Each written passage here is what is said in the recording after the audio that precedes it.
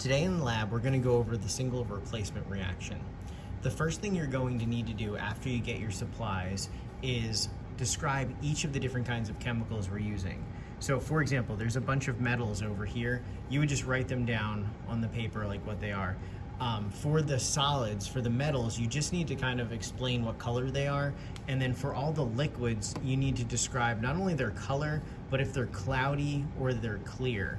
So for example, this one's kind of pinkish, so we would say it's clear and pink. This would be clear and colorless.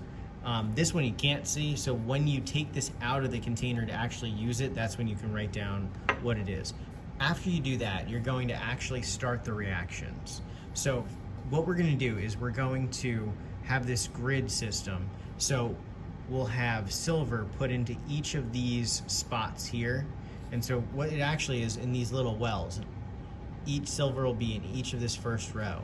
And then we're going to combine silver with each of these different chemicals here. So we'll have hydrochloric acid poured into each of these. So it'll kind of be a way to see what's going on in all of these different reactions. So silver goes in across the top. So you would just get your silver and then put one piece of silver into each of the wells across the top here. After you do that for all of the metals, then what I would do is put the hydrochloric acid in for the first row and then put in the silver nitrate for the second row, the copper nitrate for the third, magnesium nitrate for the fourth, zinc nitrate, and then manganese nitrate. So I made this grid, which you can do to make it a little bit easier to see.